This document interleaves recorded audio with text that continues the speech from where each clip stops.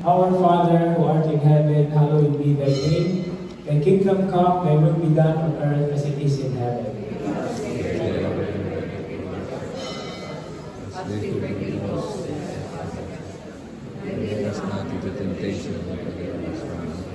Hail Mary, full of grace, the Lord is with you. Blessed are you among women, and blessed is the fruit of your womb, Jesus.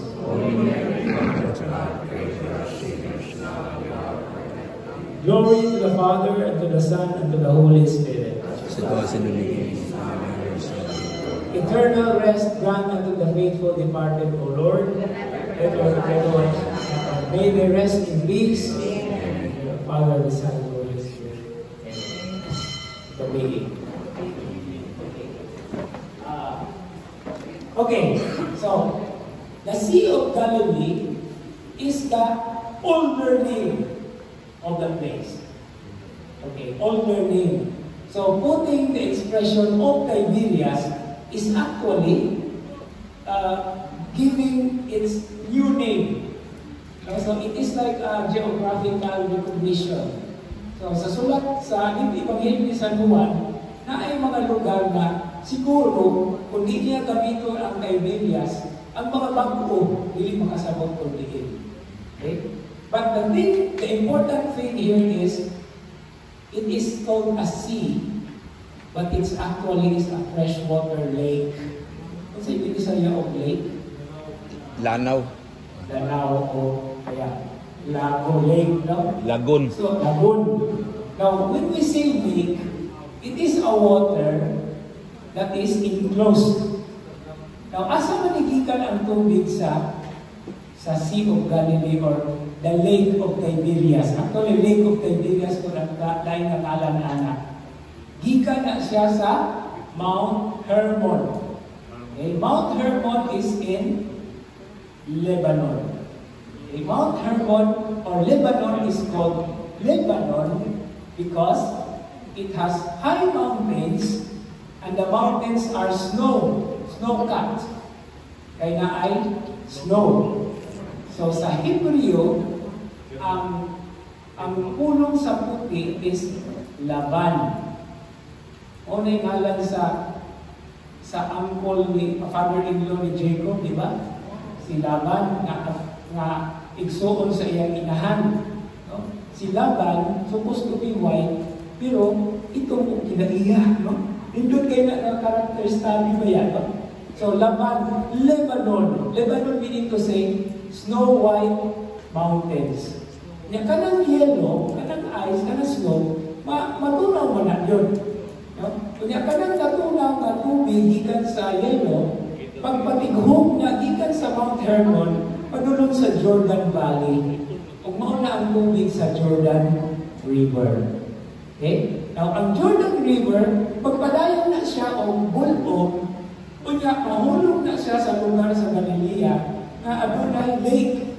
So, ang tubig na dili parat. Okay? I can vouch for that. Estudyante pa po. Naulaw ko ako kay nag-uo kung ako na usa. Yung talikod ko, galecture ako ang professor na naaman ni sa ipalusan man dito sa Lake of Galilee, sa Sea of Galilee. Yung Sea of Galilee. Yung talikod ko, yan ayon ako kung ditinawan. Natuwa ko, maulaw ko, kaya ako rin naghibo. Kasi ako ko ng class ng control ko di ay. And it's not salty. It's fresh water. Karoon ang pagutana. Sa Ebanghelyo sa San Juan, sa resurrection account, diba? Nalagat sila sa Sea of Galilee. They caught many fish. Kung siya mang klasihan sa isda? Freshwater fish. Tilapia. St. Peter's fish. O na yung tawag nila, no? So, mahal kayo ngalan St. Peter's fish. Pero pag tanaw na yung anak, lapla.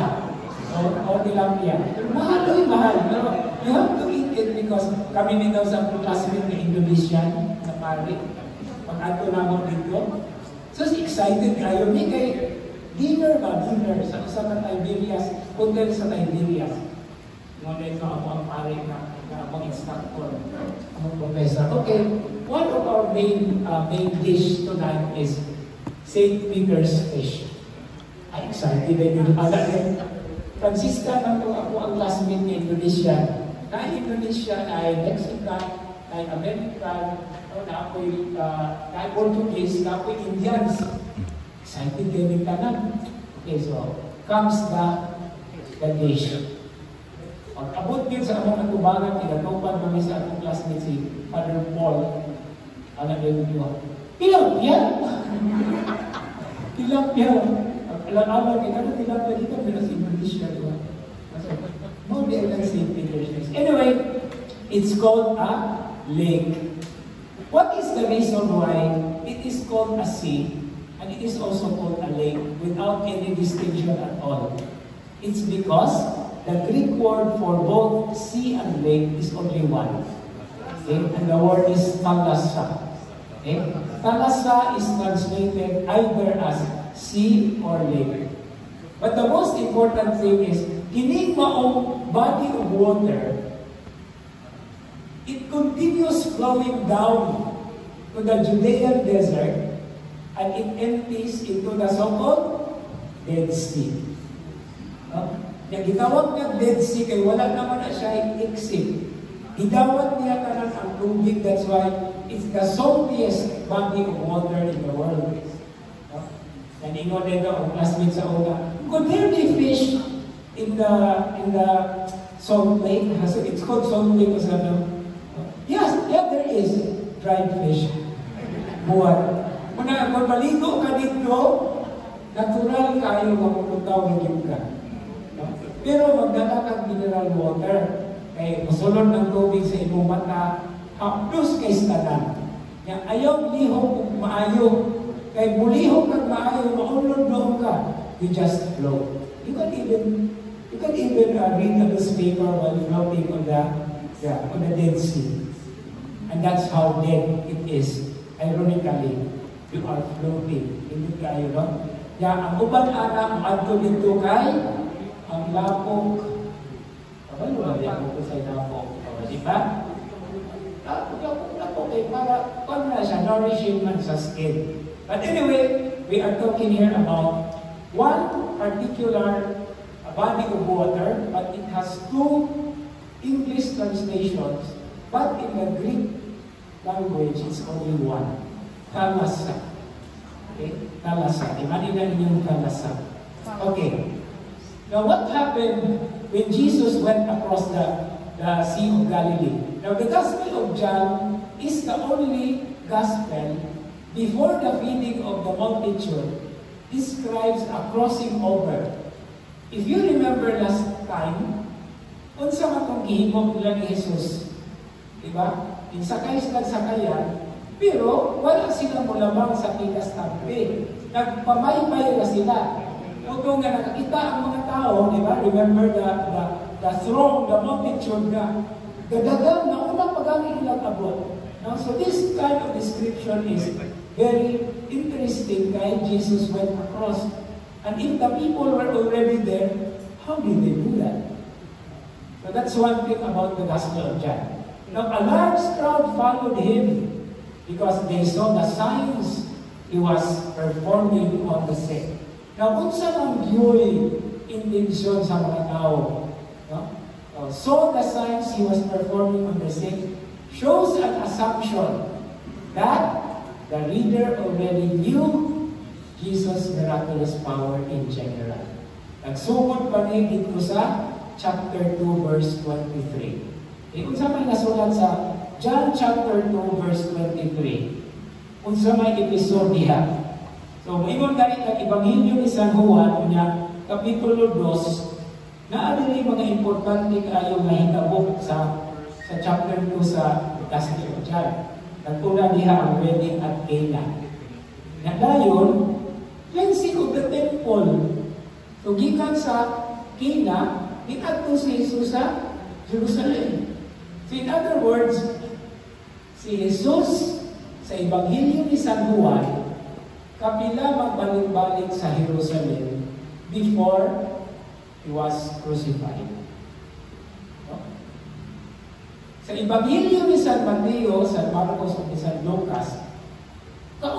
siya moadto.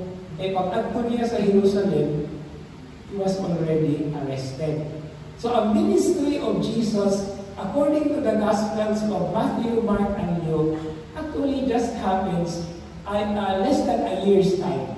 Kaya ang movement sa Ebanghelyo ni Marcos, Matthew, ug Lucas, gikan sa Galilee, sa north, padulong nagto sa Jerusalem. Pero kang San Juan, pagbalik-balik. No? Actually, gihiskutan din ang Feast of the Passover. It's already a reminder that even the Johannine Gospel has a very special way of presenting. Okay? It is a Johannine peculiarity. Alam sa oras kaayong naiyak ang San Juan. Walay Passover na dimension ang Synoptic Gospels. Matthew, Mark, Luke. Okay? And it is very striking. Ano man? According to the knowledge, to the way that giunsa pagpahiluna ang pagbasa o pagtuon ng teksto, okay? It is not just a time perspective. Dili siya panahon lamang, kundi usa kini kapaagi. It is a way of evoking usa kapaagi nga maungkat nga mga mapahayag ang tulad ng Bisaya. Usa kapaagi nga malarawan ang punod sa musunod na asoy of the next narrative. And what is that? The feeding of the 5,000, the feeding of the people. So, the Passover is a way of contextualizing, pagpahiluna. No? Pagpahiluna na ang pagpakaon ni Jesus sa bagang kanon sa katawhan na atul or habit na ang Passover. Now, what is the Passover? Passover is the principal highest feast of the Jewish people. Asa man ang masihanan o origin ng Passover? Asa man na siya gibase? Exodus. Okay, Passover means paglabang. No? Dili lang paglabang sa tubig, paglabang sa dagat, kundi paglabang gikan sa kaulignan from slavery to liberation. Okay, for how many years were they under Egypt? For 400 years, but some version would also say 420 years. Pero, pila mo lang upat kagatos katuig. And they were under Egypt. They were used as brick men. Tungkod sila mga pyramids, mga buildings. No? So, after 400 years, they were liberated. Okay? And that is now the heart of the Passover. Ang pagsailo. Now, the Passover also is the feast of the unleavened bread. Okay, so solid na tayo. No? The feast of the unleavened bread. Ganong unleavened bread man? Kaya ang pan na ilahang daton, walay patubo para mulungkad. Ganong mabaho man ang pan atong mapalitron sa bibig? Ay naamay patubo. Pero ang pan na walay patubo, dugay padaot. No? Okay, so that is the point. Kaya nga naman, they are in a journey. So they have to preserve the food. Nahutmen ba ito silang pagkaon? Pila man sila katuig naglibod sura sa katingawan. Karinta ba yan? Puto nga, kung sa may sunod na episode na, ipadalhan sila sa Ginoo o mana and quail. All yan ay topic na atong hisgutan next Sunday. You're not sa introduction ron. Muna na dimension daan ni San Juan sa Ebanghelyo ang Passover. Okay. Now, Passover also is the very feast na gipahaom ni Jesus sa paghalad niya sa iyang kaugalingon. Atol ba mo o pamili sa pagsaylo? No? Ay nindot kay istorya ani. Kay samtang namaon sila sa kanihapon sa pagsaylo ng Passover meal, si Judas lagi kay maway nagunit sa kwarta, isugo kay Natuo ang mga tinunan kung iyan ang paliton ang lamb of sacrifice. Okay, wala naman mabalik si Judas. Iyan naman gibaligya si Jesus. Paabot sila, ito si Jesus, wala naman moabot ang lamb. Ito, maningon siya. Eat me. I am the blood. So, kanang last supper, this is my body, this is my blood. But anyway, nahitabo ng pagsaylo sa maong pag-alto sa Ginoo. Mamaya na naman maghisgot daw forgiveness, di ba? Kung saan may pinisayad forgiveness? Ipasaylo. Ipasaylo ta. Ngano, saan sa mga ipasaylo? Sala or kalapasan. Nakabantay ba mo? There is a play of words there. Yung lapas na ka, ipasaylo pag-ita. Imagine, yung lapas na ka, ipasaylo pag-ita kaya para bumalik ka sa ito ang unang estado sa uban sa Ginoo. Okay?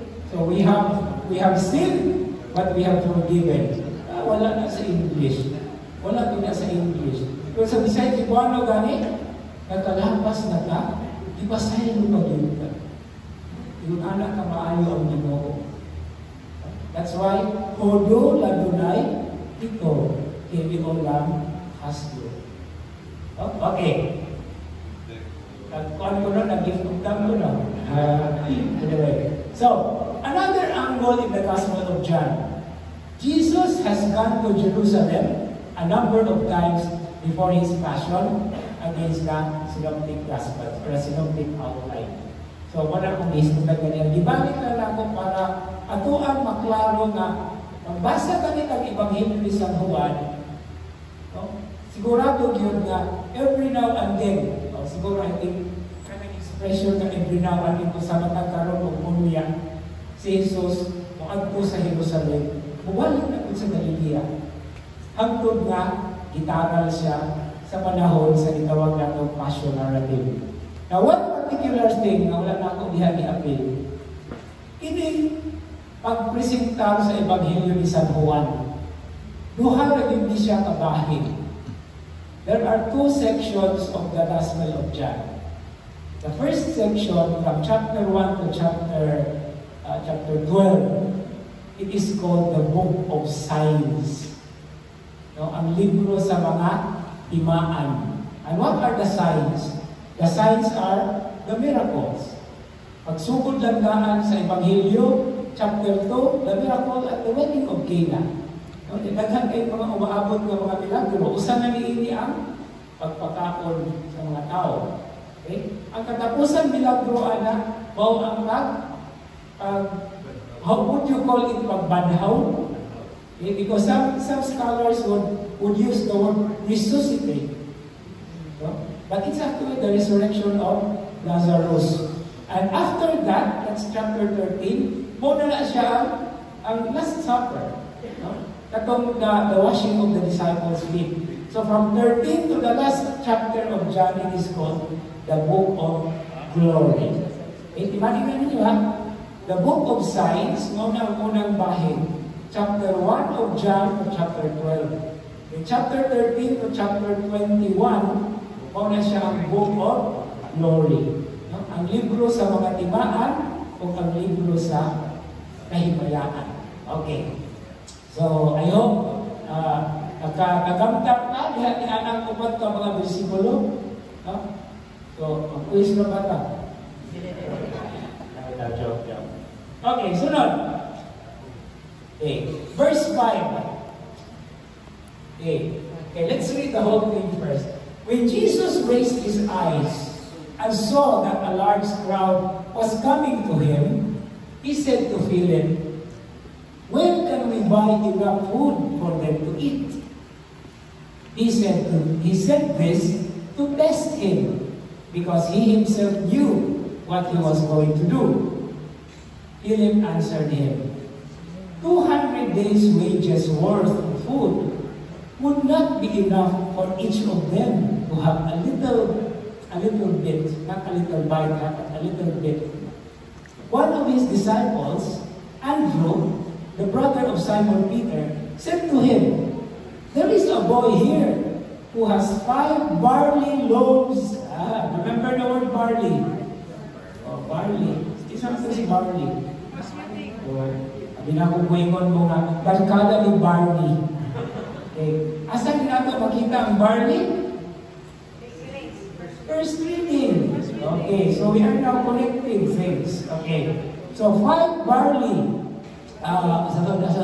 There is a boy here who has 5 barley loaves and 2 fish. Nakabantay mo na ako inibutan ng bracket.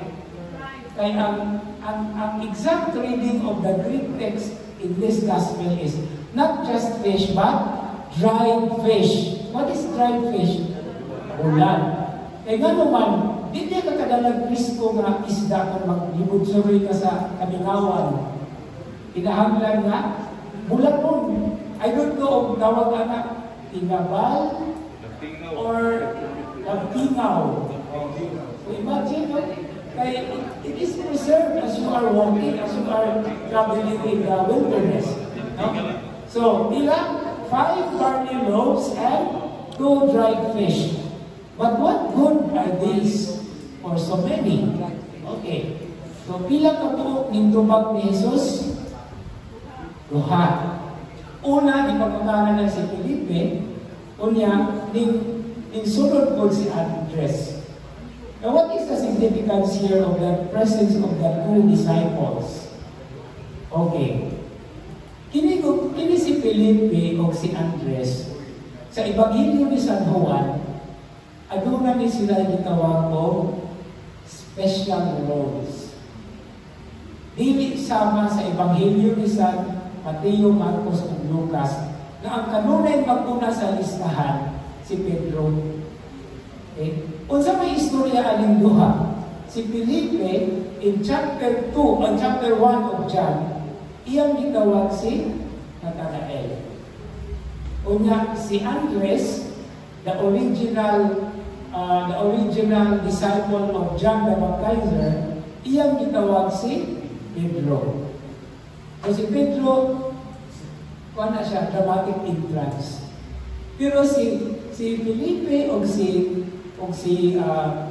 Andres, naa sila'y partikular na papel sa Ebanghelyo ni San Juan. Okay, before we go to that, verse 5. So pagkakita ni Jesus sa katauhan, it's actually remembering or reminiscent ng mahinumdum ginako sa Ebanghelyo ni San Juan, Kapitulo 4, 30 ngadto sa 38.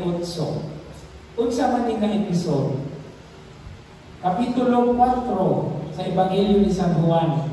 Mao ni ang conversation sa Ginoo sa Samaritan woman. And then towards the end of the episode of the narrative, dinlakaw ang babae na Samaritanhon, ning uli siya sa ilaha. Kung iyang gibalita nga nahimamat niya si Jesus. Okay? So, unsa ba nahitabo? Okay, before we go into the unsay nahitabo, unsa ba itong orasa na nakinhinabi si Jesus sa babaeng Samaritanhon? Alauna. Anong alauna man? Di ba na siya puadto sa panahon na magkaus ang mga babae kay mahimuan niya siya topic. Kay naghan siya mana.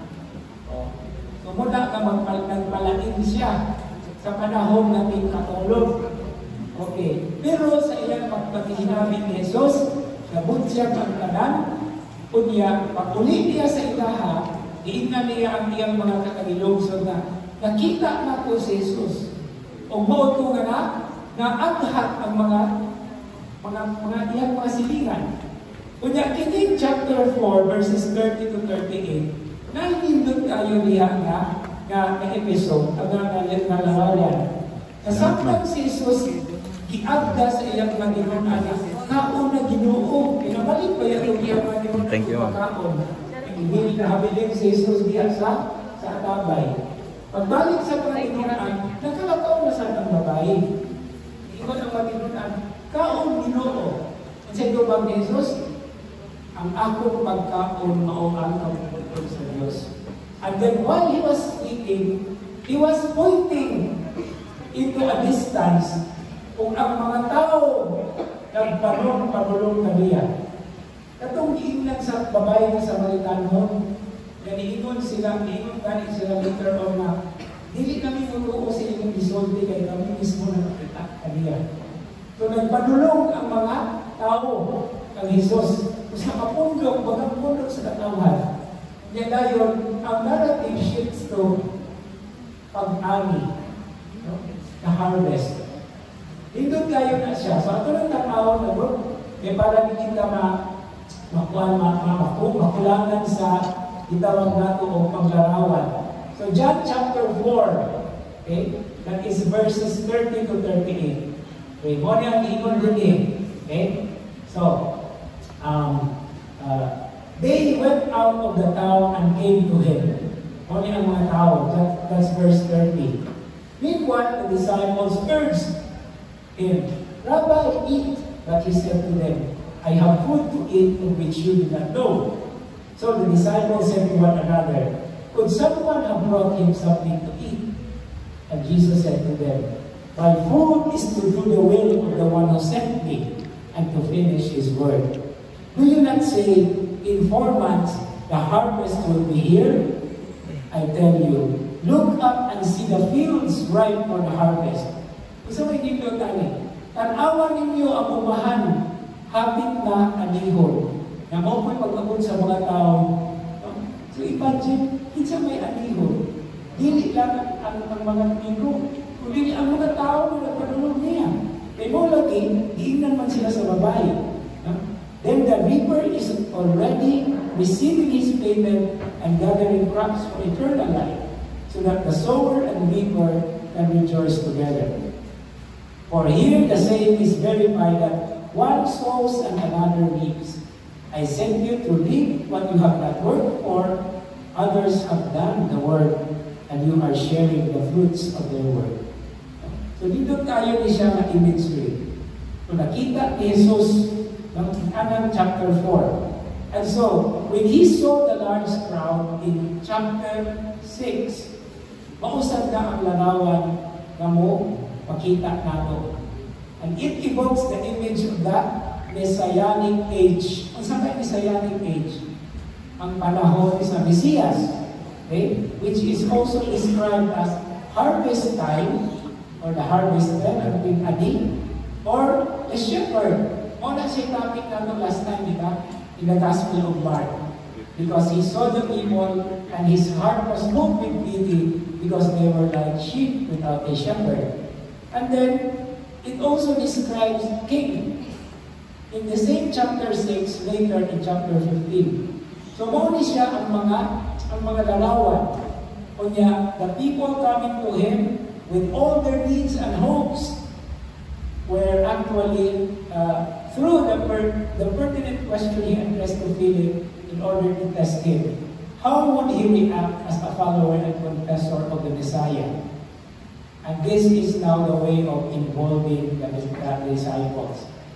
Ipangutanan niya si Felipe, ay kabalo naman po siya kung sa iyang buhaton. Pero unsa may rason ni Felipe, verse 7. Oh, there is a particular slant. Ingamit siya og data. So, in other words, si Felipe, usa ka statistician. Usa may ingon ni Felipe. 200 days. Oh, yeah. 200 days wage. Hindi pa igo pa. Daghan pa kayo. And with this answer, there is a misunderstanding, underlying misunderstanding, and it gives the shift of the story. Muna di siya o gadagan ng sakyanan ba? Nagikan ng primera o segunda. No? Kinito ba ni Felipe, dito tayo siya kay mahipo ni siya una o direksyon ngadto sa sunod na mga panghitabo. And by asking Philip what to do, he is already starting to let the disciples get involved in the following verses. Kasi sila usap nagpakaon. Okay? So, si Philip, practical. Maayo kayo siya po muhatag ng data. Pero nagsunod ba yan si Andres? Okay? So, nisunod si Andres. Okay. Kung sa may nisulti ni Andres, sabi, nakalapaw. Okay. So, Philip gets the support from Andrew. So, hindi to have si Philip o si Andrew sa ako nang ikaingon ganina na ano ni sila episode, chapter 1, verse 44. Puro na sila nagtawag, muli sila igalgal. I don't know if you like the expression igalgal. No? Si Pedro sumala sa Ebanghelyo ni San Juan, nisunod ng Isus tungod kang Andres na iyang isuon. Kunya si Nathanael o si Bartolomeo, isunod kang Isus tungod kang Felipe. Okay. And then later on in chapter 12, let us look forward. Hindi po si Felipe o si Andres, mo po ni siya idoon sa mga Gentiles na interesado kayo na maging audience ng Jesus. Kaya lalo man yung mga Gentiles or Greek-speaking people, nagtuman idoon kang Felipe o kang Andres. O sa ito ba? Eh si Felipe o si Andres, ang ilang ngalan, Grego. Mura na kong Pilipino, kung asa matabo doon kung atong sa abroad, makita ko yung Pilipino. Pero ayaw mong kumpiyansa. I did that in Iran when I was a student back then. So, kung ang kayo excited kayo, hinabog siya ko kayo sa Milan, nagkanda yung mga foreigners, di ba? So, diyan ko yung ito yung Pilipino. So, pag-istorya na lang mo. Oh my goodness, Malaysia na. Hindi kayo Pilipino. Pero anyway, mamita yung tagso, magkaroon parehas na ito, di ba? So, ang mga Gentiles, ang mga Greek-speaking people, bidoon sila ng Felipe, kaya si Felipe, ano rin Grego pangalan. Okay? So, Felipe, kung saan na siya na ngalan ng Felipe sa Grego, it's actually something to do with lover of horses. Okay? Na si Andreas, so it is the meaning anak niya husband or man. Okay? The man, ang tao, ang lalaki. So, ilang mga ngalan nag-representa ng Greek language. So, muna importante sa sila sa sumala sa paggamit sa ilang mga papel diha sa Ebanghelyo sa Juan kay the gospel was not only for the Jewish people, diba? It's also for the Greek-speaking world. That's why these two guys, these two apostles, are actually like, marami silang mga haligi na makaduulan sa mga Hudyo. Okay, now, let's move to verse 9. Pinimbitan niya ni Andres, kung ako ang tanawon, okay, this citation of the 5 barley loaves in connection to the boy are two features occurring in the narrative about the first reading. Elisha's miraculous feeding, okay, in 2 Kings chapter 4 verses 42 to 44 atong first reading.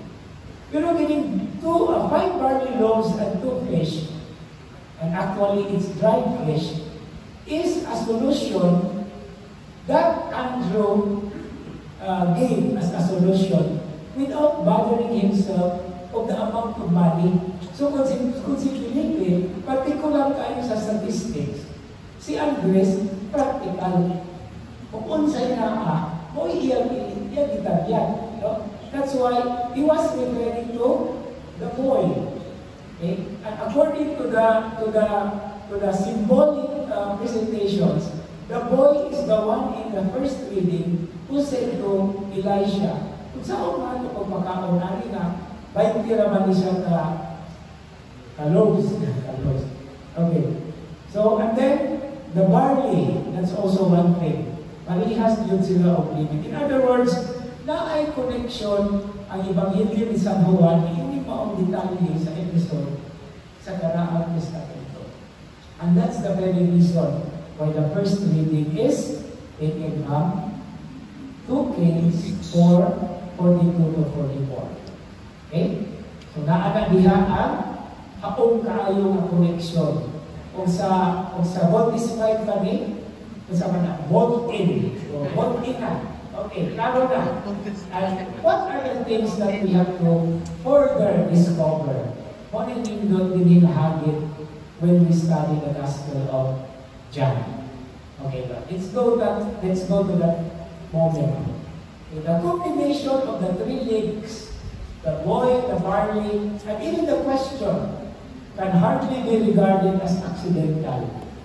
Kailan naman, this is really the reason and purpose of the narrative for three reasons. First, to establish a clear resemblance in character between Jesus' miracles and those of Elijah and Elisha and even Moses in the Old Testament. Okay? In the first level, niya sa unang ang gipahayag gini aron maghatag o koneksyon pagkadugtong sa milagro ni Jesus o sa mga milagro na gibuhat sa Karaang Testamento. Specifically, Moses and Elijah. Again, the question is, nai-episode, di ba? Nai-episode sa Ebanghelyo sa Synoptic Gospels, Matthew, Marcos, ug Lucas, na nakakita si Moises ug si Elias. Asa ba na? Transfiguration. Which is also an affirmation that Jesus is, number 2, letter B. In Jesus' miracles, those of the great figures of the Old Testament return, providing a powerful proof for the messiahship of Jesus, one that transcends the Old Testament framework of salvation. Kung si Elias o si Eliseo, nakahimo sa maong milagro. And by the way, this is not limited only to the feeding, because Elisha also resuscitated a dead son, sama sa himo ni Jesus. Pero kung sa may dako tayo na panglarawan ini, si Eliseo nagpakaon o kusara kagatos ng mga tao. Si Jesus nilaman, yan. Kunya, katong sa kagatos, 20 pag-yun ka, barley loaves. O, di ba? Si Jesus, o, 5. So, yun na ang emphasis on the magnificent, pagkadako na larawan. That's why it's something that transcends the Old Testament of salvation.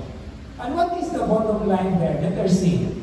In such instances, though marginal, some scholars would call it marginal, it causes to emerge the continuity. Aron ba? Padayon. The continuity of God's redemptive act in the past, now happening in the coming and ministry of the Messiah, who is Jesus. No? So walay putol ang katingalahang mga buhat sa Ginoo gikan pa sa Karaang Testamento ngadto sa Bagong Testamento. And we can even say, even up to our times. Padayon ang buhat diha sa atong Ginoo. But of course, sa atong panahon karon pinaagi sa iyang mga ministro. That's the representation of the disciples.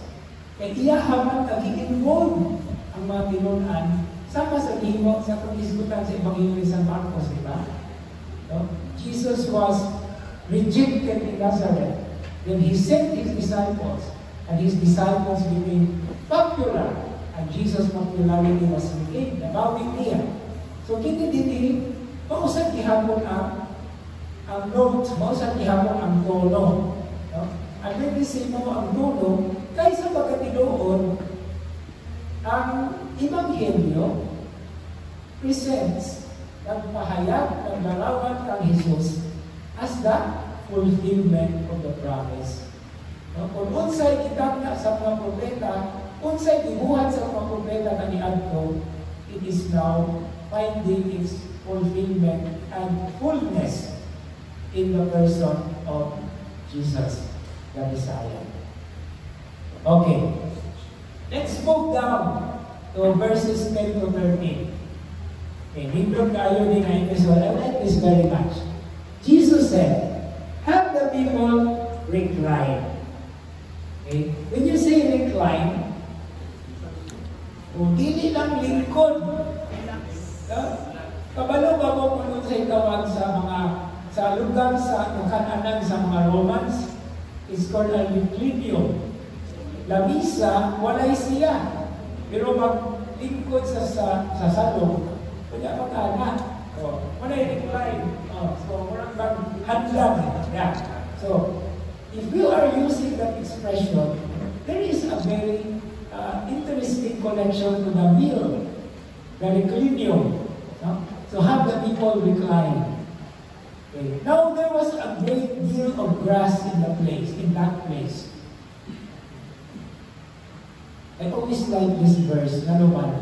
I connect this with the shepherd. Just very subtle, no? Na ay nagpahimik na larawan. Kinsa may pagpahilo na o mga tao o mga unsa man niya sa sangutan.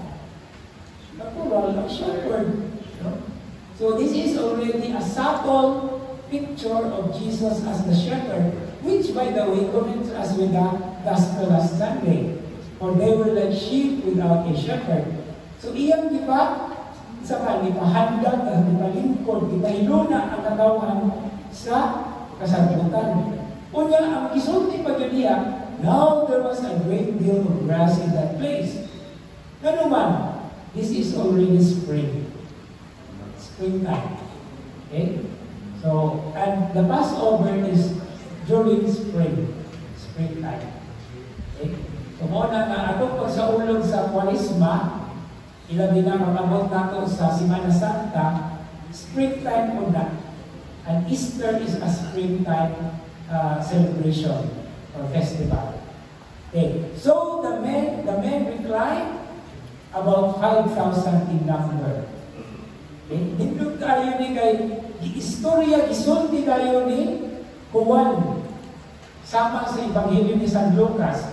Unlike dili sama sa Ebanghelyo ni Mark o ni Mateo, na dito na sa ulahin gisulti ang numero sa katauhan.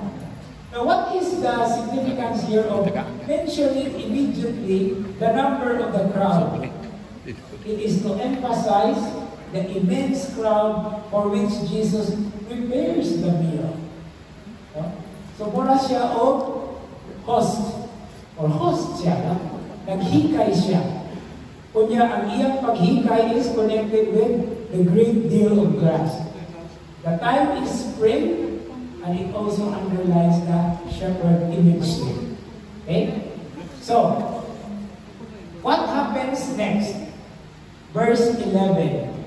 Mauna ni ang gitawag of Eucharistic gestures.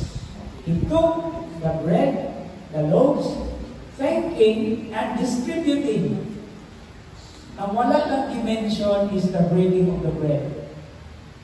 O wala po gisulti kaayo kaklaro nga didistribute sa mga tinunan. Unya rapat ipos. Okay. So this description is realizing the miracle of abundance, where the disciples undoubtedly were already involved in and through the distribution. Sila pa sa gisugod ni Jesus pag kulikta sa mga habilin. Okay? So, what happened?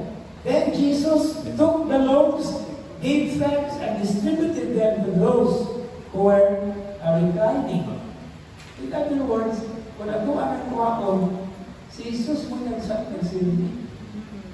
Siya po'y in the atmosphere. Okay? Do you want to know kung saan ako ang ilugang niya? Okay? Kung saan, isaway pa kang natin. Okay. When they had their fill, they burped. Sa ilang pagkausok, nalungab. Ako na on-board, seryoso naman yung kayon. Happy to ito mga anyway. So, okay, when they had their fill, Jesus said to his disciples, gather the fragments left over, so that nothing will be wasted. Imagine ninyo kayo, isa na sa mga importante na punto sa atong pagmamalandong karong simanahan. Okay? Gather the fragments so that nothing will be wasted. So they collected them and filled 12 wicker baskets with fragments from the 5 barley loaves that had been more than they could eat. Imagine, sobra pa silang kinahanglan, no? So, the so-called Eucharistic gestures, as we already have said, describes the miracle dimension. Kanya, sobra pag yun. There is a particular distinction between fragments and remnants. Okay, that is the next thing that we have to take a look into. No? In verses 12 to 13. The gathering up not only of the fragments, not only the remnants, but the surplus indicates the overflow of the meal. What is the key word we started with tonight? Abundance. Okay? So that is now the concrete expression in the miracle of the feeding of the 5,000. And it indicates the overflow of the meal. The act of sparing, for they were not allowed to waste any part of the abundance. So, wala doon ma-usik. Okay? So, from the 5 barley loaves to the 12 baskets indicates the 12's active involvement. Natural. Ilusin man ka buong pag-ulit ka, ilusin man ka buong ang taam, ang suglanan. Now, scholars are very particular and very quick in referring this to a Jewish practice of gathering the fragments after a meal. Do we do that? Sa atong pagkaon? Sara. Ako mahilig kayo kuhan na naman. Tama kayo makatulong nili. I think the fragments. So it's a very important note, no? Something that we have to know. It's a custom of the Jewish people, it's a Jewish practice, na every after meal, whatever is left over, iposol yun. And according to the understanding, or from the gift of which the father in the home thanks God, nothing should be lost, nothing should be wasted. Kaya ang kontekst ko magod sa kaon, pagpangakon sa mga Hudyo, ang amahan sa pamilya maumay mag-ampo. Siya mo'y musugod sa pag-ampo, pagpasalamat. That also happens during the Sabbath. If there are 2 or 3 families gathered together, it's one of them. It's always the father familias. So that's the point. And what is the reason? So that nothing should be lost and nothing should be wasted. And so, the 12 here are witnesses to this very normal way of eating. But here in the context of the Lord's feeding of the 5,000, which has in the Gospel of Matthew, adunay kalabigitan o koneksyon o pagtutok sa Last Supper, which is the Eucharist. So to continue the Lord's work in the world from the Eucharist and beyond. Okay. Ako anya ng ilan sa pag-abot nato sa atong application. Okay? So sa lipat ang ato sa bumanon kay versikulo 15 biyan ito. But I don't want to discuss more than what the text is saying because it now involves a deeper, like, not controversial, but detailed presentation. So, verses 14 to 15. When the people saw the sign he had done, they said, "This is truly the prophet, the one who is to come into the world." Since Jesus knew that they were going to come and carry him off to make him king, he withdrew again to the mountain alone. So what are at stake here in these verses is the issue of the identity of the prophet or the Messiah. Okay? At this point, pwede nga magtabyog-tabyog, no? The oscillating from one point to another. Whether prophet or Messiah, after all, these two words are related. Messiah means anointed. A prophet is also an anointed person. But what was Jesus' point here when he withdrew? The withdrawal of Jesus is a statement that he is not the one that people understood or recognized him to be. Sama rin siya sa confession of St. Peter. Ingon si Pedro, you are the Messiah. Okay. Joke time. Joke time. Sa Tagalog, napong classmate ka taga Batangas. Nangutana siya. Kung magbasa ka sa Biblia, asa ka rin mo makita na si Jesus palipayon na ayo sa tanan. Isirit-sirit ko siya. Matthew 16, o katong mga confession of Peter ba? Ano ba? Jesus asked Peter, the disciples, what do you say that I am? And Peter said, ikaw ho ang masaya. Ikaw ho ang masaya. Okay. So, back to the discussion. Okay. So, it is not that he wanted the people to be affirm siya. But there is still something that needs to be recognized about him as the episode is going to unfold. And we will, as I am saying, as I am writing that there is still something more that he will manifest and reveal that we will also have to discover. Sa Tagalog pa, abangan ang susunod na kabanata. At ani ang musunod ng mga yugto. Okay? Sounds bitin, right? How do you say that in English? Bitin mo? Hanging. Hanging, abinabibingon mo, that's snaky. That's snaky. Bitin mo, bitin. Okay. So muna siya inindot kayo na dimension sa Ebanghelyo. Nanuman, the Gospel of John, at least in the liturgical apportioning of the readings, put us into what we call suspense. Because there is still some things to happen. In response to Jesus, by the people, or the crowds, by his disciples, and even by the 12 apostles who were close to him.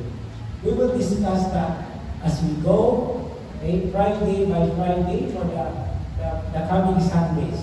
So, abangan, matangi ang musunod ng mga yugto. Time for your convenience is 8:53. Tabidjil pa. Sa mga taong tabian, dalikra at panahon. Dalikra at panahon. So, how do we end our gathering? It's always to take a look into combination and challenge. Dili ko mahatag daghan yung mga pangutana. Actually, ako alam kong iligon para at least natin something na to absorb or to hold on to. Okay? And these are the things that, the questions that I would like you also in your personal prayers or in your personal ruminations sa inyong paghagpat-hagpat sa mga mensahe o sa inyong pagsinati, sa inyong mga kasama paghitabo sa inyong kinabuhi. Sinuhan yung hataban ko ng pagkagan. At least kiligduha. Pero di ko kiligduha pagkakutan mo ng tulungan galing niyo. So, first, what is my attitude towards things we call blessings? How do I react to the wastage of many things in the world? Dito sa natong hatagan pagkagan. Okay? Asa pa din nato ikuha ang connection? He instructed the disciples, the apostles, to collect so that there will no nothing that will be wasted. And the basis is that Jewish practice of the meal. After every meal time, ipusok kung sa'yo na hindi. Okay?